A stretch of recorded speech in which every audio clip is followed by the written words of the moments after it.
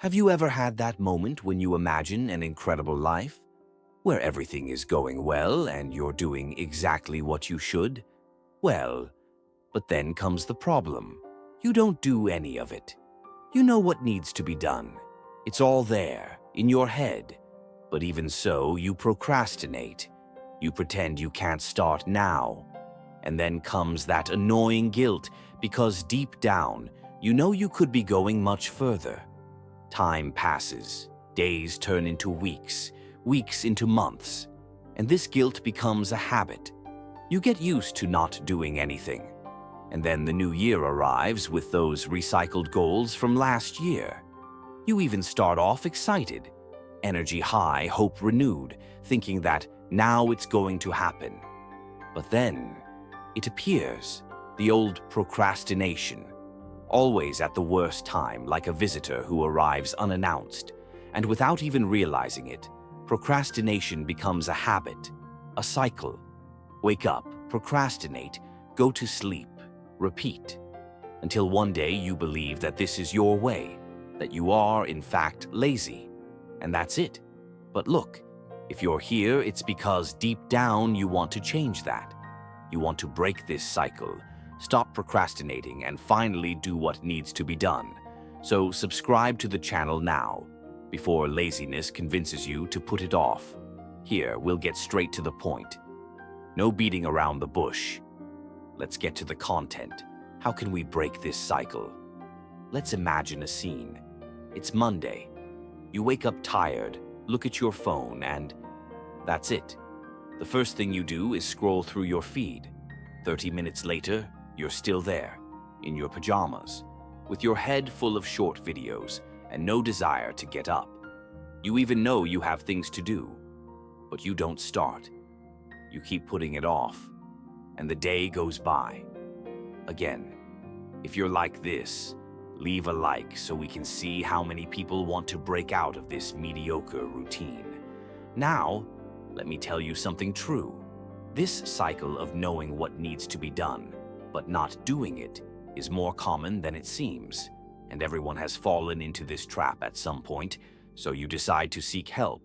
You open YouTube and type, "How to stop procrastinating." A sea of videos with quick solutions appears. Delete your social media. Lock your phone in a safe. Work in 25-minute blocks. Does it work? Sometimes, yes, for a few days, but then it all comes back. Your desire disappears, your energy drops, and you're back to square one. Why? Because these tips are like putting a bucket under a leak. They may hold the water for a while, but they won't fix the pipe. The real cause of procrastination is deeper. And do you know what it's called? Inertia. It's like you're a car stopped in the middle of the road. While you're stopped, it's hard to get the engine to start. The steering wheel feels heavy, but when you start moving, even slowly, it gets easier to keep going. The problem is the beginning. That first push. The decision to get up, sit down, open the computer and do it. Inertia is the invisible weight that pulls you back to your comfort zone. And until you understand this, you'll just be putting out fires without really tackling the fire. So, before you start deleting apps or blaming yourself for not being focused, stop and think. What's really holding you back is the force of nothingness. It's standing still. And the more you stand still, the harder it is to get out of that place. But the good news is, with the right push, you can get out of this. And that's what we're going to talk about now. So, how do you give that first push? How do you get out of this inertia that's keeping you in the same place? I'll tell you a quick story. Imagine a giant train stopped on the tracks, heavy, rusty, and hasn't moved in years. From the outside, it seems impossible to get it moving, but then someone pushes it. Just a little. Nothing happens. They push it again. One more time, 1 centimeter, then 2. Suddenly, the train starts to creak, to make noise, and little by little, it moves. At first, all it needed was momentum, but once it picks up speed, no one can stop it. It's the same with you.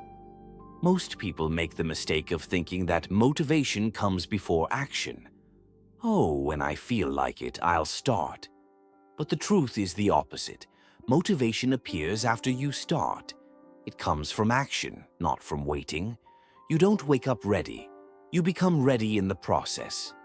And do you know what the secret is? Start small, ridiculously small. Do you want to read a book? Start by reading 1 page. Do you want to practice? It's been 5 minutes. That's it. Want to study? Open the material and just read the title of the class. Sounds silly? That's the trick. You trick your brain. You take it out of giant impossible task mode and put it in that's it mode. And before you know it, you're already doing more than you planned. Remember the train? It didn't fly off the tracks. It started slowly. But what made it move was the first push. Your first push can be today, right now, even if it's a tiny step, even if it seems useless. It's not, because it's what breaks the inertia. It's what changes your rhythm. It's what turns the key. So, take a deep breath. Forget about doing everything perfectly, and just start. 1 step, just one, because sometimes that step changes everything. Now that you understand what really holds you back, it's time to learn how to keep up the pace, even when you're tired, have doubts, or want to go back to your comfort zone. For this, I have selected the next video that is appearing on your screen right now. Click on it and let's discover together how to transform small steps into big victories, day after day. Let's move from theory to practice. I'll see you there.